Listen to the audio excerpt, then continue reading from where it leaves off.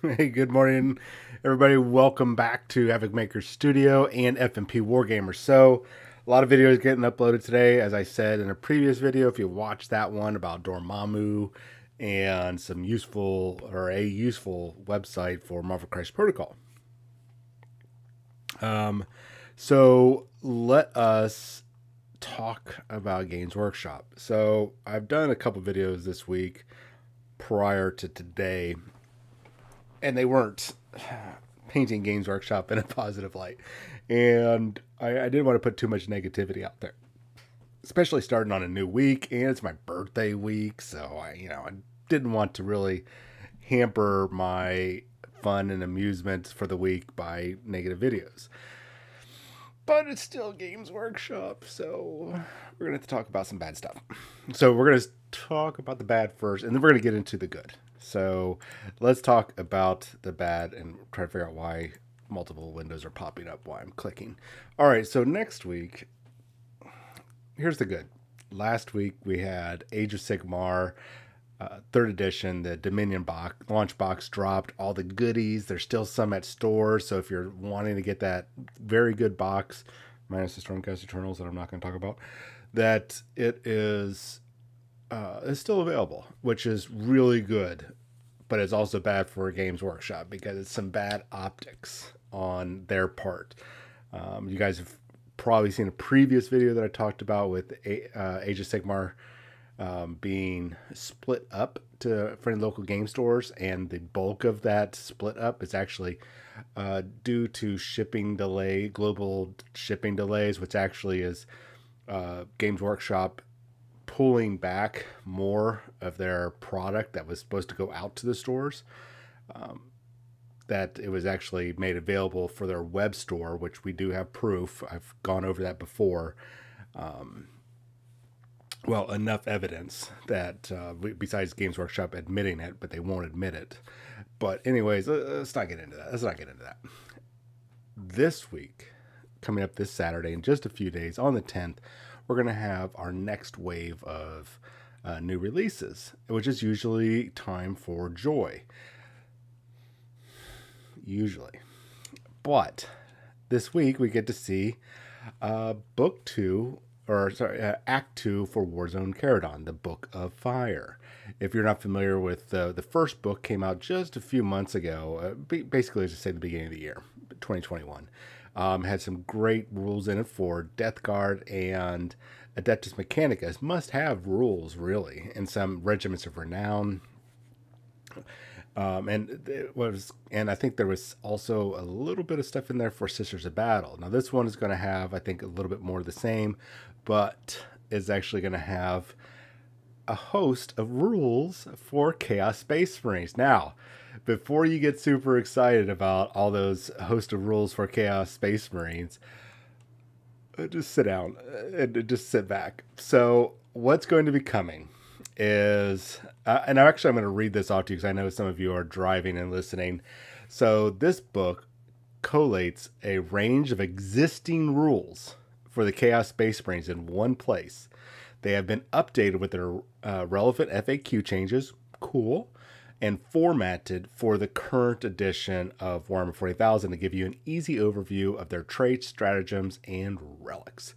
Here's the full list, and I'll read that list off here in just a second. So people are like, oh, formatted, that means, oh, great, that means we've got our new rules. No. Slow down. It's not new rules. All they're doing is framing the font and the imagery and how they do like basically the font for like the 1CP, the one, that needs to be in the command phase. Basically everything, it is just literally just put it in the format, the terminology that the FAQ's already kind of addressed. So we're going to get into what these are in just a moment. So this is going to have rules for the Word Bearers, Red Corsairs, Night Lords, Crimson Slaughter, Alpha Legion, the Purge, Iron Warriors, the Scourged, Emperor's Children, Brazen Beast, World Eaters, Flawless Host, Black Legion, and Creation of Bile. Now, I know there's gonna be some Chaos Space Marine players out there like getting super excited. They're just like, oh my god, we're getting rules. Slow down once again. We always know that Chaos Space Marines are always going to get the shaft when it comes to rules, like 9 times out of 10. And if you're thinking that it's going to be new rules, it's not. It's existing material from the Psychic Awakening. 99.9% sure of that, by the way. That it's coming from the Psychic Awakening books that were supposed to be, or as Games Workshop put it, were kind of like the transition books from 8th edition Warhammer 40,000 to 9th edition Warhammer 40,000. Those books were designed to give everybody their much needed boost to go into 9th edition until you got a new codex, and then your rules would be updated. The Psychic Awakening books would be pretty much defunct unless you want to use them in a friendly game. But for those people that are playing competitively, well, let me walk that back. Everybody's playing competitively. For those that are playing in tournaments, it was just those are your placeholder books until your codexes come out and you had your full rules updates, and those new codexes are what you were using. So why is this problematic? Well, all they're doing is reprinting books and or basically reprinting the rules from books that you've already purchased. That's all this is. This is just a big money grab. It's $60 for rules that you already have, FAQs that are free, rules that are actually floating around there for free right now somewhere out in pirate land online. Not that I'm advocating that you go search for a PDF copy or ask your buddies for PDF copies that are floating around out there for these rules, which they're floating around, or using certain apps or other things that have these rules available for free. The Games Workshop is providing this book at a $60 value for you. And why this is problematic is because all it is just a reprint with the FAQ update, which is in a sense is nice and handy, but it's not new. It's nothing new. So basically, you've already spent probably, if you're a Chaos Space Marine player, you probably spent at least on 2 different books, 80, probably, I think they were $40. Let's just say they were $30. You've already spent $60 on 2 books with these rules. You have the FAQs, and now you are spending another $60. So basically you're paying double the price for your rules. Now, John's personal opinion, don't buy the book. I know you guys are going to. I wouldn't, because you're probably going to be getting a Chaos Space Marine Codex probably in the second half of the year. Knowing Games Workshop, that's what's going to happen here. This is just smacks of, hey, let's go ahead and get the fans to invest. Then we're going to take that extra money that we just pulled from them for no particular reason, and then we're going to put that towards the book that we know is already going to come out. I mean, it's really, you guys are paying them a second time for the same rules that you have, so they can pay for a book that they're going to be putting out with updated rules that's in this book. Do you guys see a problem here? You already bought the Psychic Awakening books that had those rules. We had free FAQs addressing all of that, cleaning up the language. Now you're going to buy this book that you already have rules for and the updates. And then, and probably within the next 6 months, you're going to buy the Army book, the Codex, that's going to have all these rules that you just bought a second time. Do you guys see a problem with that? I do. But you know what? If you feel like you need it, this is your favorite part of the hobby, you like collecting these books, man, go ahead and buy that book. Go ahead and give Games Workshop your money. I wouldn't. I just wouldn't. I think it would be a waste of money. Now, if you're looking for this book for the campaign because that is something you enjoy, man, oh man, congrats. Get that book. That's awesome that you enjoy the campaigns. I know there's a larger fraction of the hobby, that people enjoy these campaigns over, you know, going to tournaments and stuff, which obviously we've talked about before. Even some of the top tournament players reluctantly acknowledge that tournament playing is a minority of the majority, but we know that that's true. We know that that's true. Now, if you enjoy these type of books, man, go ahead and grab it. If you're a fanboy, fangirl, grab it. I would just say it's a waste of money. It really is. And it's kind of a slap in the face because it's providing also rules for Adeptus Mechanicus, if I read correctly. And yeah, and a codex supplement for, and for codex supplement for Adeptus Sororitas of our Order of our Martyred Lady. So the Adeptus Mechanicus and the Adeptus Sororitas, or the Sisters of Battle and AdMech, just got their codexes dropped a couple weeks ago. Why didn't they just put those rules inside those books? Because they want you to buy more books, make more money. I think I've dwelled long enough on this. Let's move on to some positive news. But guys, really, I don't think you need to buy it. I think you can avoid it. But that's just me. Let's talk about some positive stuff, some awesome stuff.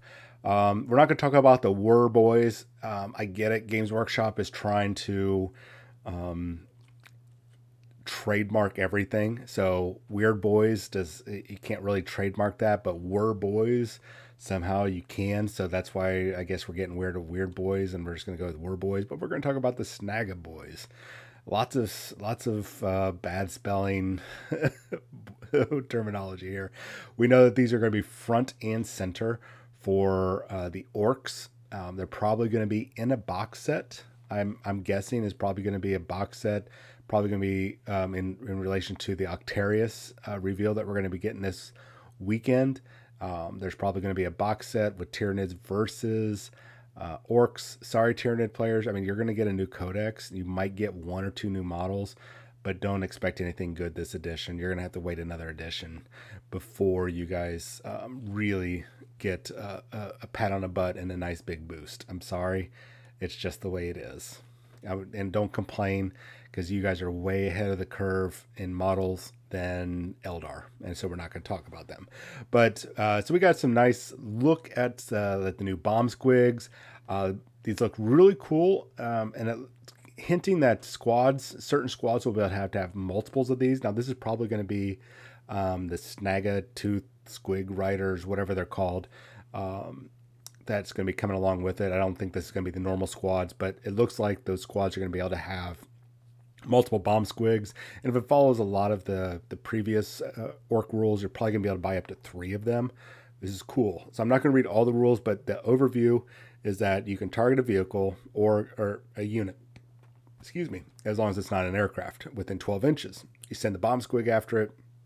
You're going to roll a d6 on a 3+. Or you get that +1 of the result if it's a vehicle. They'll suffer D3 mortal wounds. That's a nice thing. It's probably going to be about 5 to 10 points. That's not too bad for just a nice D3 mortal wounds that you can pop off there. That's not too bad. I think that you're going to be seeing a lot of bomb squigs, especially since there's a lot of companies out there like Pop Goes the Monkey and Cromlech that are putting out squig bombs like I don't know. We also know that the Beast Snagga knobs are going to be just looking brutal, but they got, I guess the character, the knobs themselves, their mounts are going to have the ability called Smash Ahead. Now, I don't know if this is just for them or if it's going to be for all of them, but each time this model finishes a charge move or heroic intervention, select one enemy unit with an engagement range and roll 5d6. 5d6. That's awesome. For each result of a 4+, that enemy unit suffers 1 mortal wound. That's awesome. Now, something like that, I have a feeling is just going to be just the knobs and probably not the rest of the models, but still, that's really nice. 5d6. Jesus. I mean, you're going to hit with probably 3. I mean, you're probably going to cause 3 mortal wounds. More than likely. Seeing beta, as usual, they're putting all sorts of funky little squigs, just kind of like they did with the Nurglings everywhere when it came to Death Guard. Everybody loves squigs. Squigs are cute. Squigs are fun. It's always great seeing them, and I can't wait to be painting these for Chrome Iron Skull. So we know that their paint docs are going to be really front and center, so they're probably going to get a nice boost. But here's the really interesting thing about this article that I really wanted to focus on before we move on, is that they're talking about, and this is really interesting, and it actually is in line with what I was thinking was going to happen. Unfortunately, I got nobody to verify that, so really it's just, we're just going to go with the article. As anyone unlucky enough to be on the receiving end of a Squigoth charge can attest. Some of the larger kinds make a perfect beast of burden, etc., etc., etc. And then they have kind of a silhouetted image of something with a big horn. Games Workshop likes to make the big scary models, and since the Snaga boys or whatever they're called are coming, and they do have that, they're kind of a blend of steampunk and I don't know, indigenous basically orcs, that it makes sense that they would have something big and scary, monstrous to go alongside their cavalry units. And Squigoth makes sense. They can easily make a Squigoth that's an outdated model, and I think the model is sold out on Forge World, so it makes sense for them to make a big plastic kit that'll probably have 2 or 3 different big weapon options. So I don't think some people might be like, oh my god, we're gonna get a giant Squigoth. Slow your roll. You're not gonna get a giant Squigoth. But you probably are going to get definitely a Squig. I would say like 90% sure you're getting a Squigoth. So congrats, Orc players. Plastic Squigoths coming. You don't have to deal with those crappy resin Squigoths, even though I know a lot of people use them. But those things always get chipped. They always get, they're always broken or falling apart. We got some plastic ones coming, so get ready. All right. Normally I try to stay away from spiky bits. Not that I have a personal issue with Rob or any of the people on spiky bits. I have a problem with the website. Lots of just ads and clickbaity stuff pops up everywhere, and it seems like the articles are getting smaller and smaller, and it's more about the ads. I get it though. The ads are paying for it, so I can't really.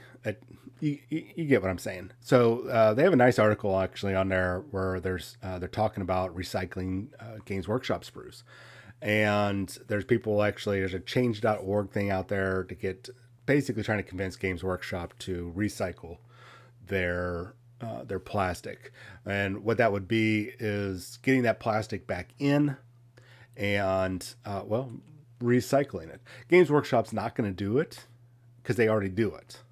In a way, I'll get to that in a second. The reason why they won't do it on a big push, it's just financially not feasible when you can very easily put the plastics in your recyclables and take it to a recycling center or a recycling dumpster or trash can that are almost everywhere, except like probably some Republican city that doesn't believe in recycling or something like that. I don't know. You know what I mean? Not that Republicans don't believe in recycling, but you know what I mean. You know what I mean. But there's a push, and hey, you know what? It's good on them that they're trying to push. Somebody's trying to push that to happen. Games Workshop is very, very unlikely going to capitulate to this. I think they're going to, hey, thank you for this, but just go to your local recycle center. The article even talks about how easy it is to find a recycling center. If it's that important to you, just take it yourself to a recycling center instead. Because if you're going to take it to a Games Workshop store and get them to ship it off to be recycled, it's actually costing more money. It's costing more fuel. It's costing more resources and carbon emissions, blah, blah, blah, to do that than it is for you just to put it in your recyclables and take it to the recycling center or in your recycling trash. You get what I'm saying here? Good initiative, poor execution. Now, when I said Games Workshop does recycle, to an extent they do. At now, I don't know about the Games Workshop if they're still doing it anymore, but as of a few years ago, they have basically this machine that you put the sprues in. It grinds up the sprues into tiny, tiny, tiny little flakes. It heats it, and then that heat, when they heat it up, basically they're liquefying it, and it goes back into injection mold. Literally, I've actually seen this. Actually, I've actually put the sprues into the machine and watched it grind up. When I was training back in the day to work for Games Workshop, they were like, "Hey guys, go ahead and grab yourself a whatever your favorite sprue is," and it was like Space Marines, or I think there was at the time it was Empire Knights or something like that. And people were like, "Oh my god, this is awesome! We get this stuff. This is so cool!" And they're like, "Hey, go ahead and put them in this machine." And then they hit the button, and you sit there and watch your sprue of plastic get all churned up into tiny flakes, and then it goes into a reservoir, it gets heated up, blah blah blah, and you watch the plastic injection mold process, and you get to see how the die cast molds go together, etc., etc. So they already do this with their plastic sprues, especially as they will recall product. Like, hey, we're going to be canceling, like, let's just say, for example, when we moved from, say, the 8th edition Warhammer 40,000 Dark Imperium box, and it was time to get all the, is it Dark Heresy? Whatever box was before that for 6th and 7th edition, which shared the same box.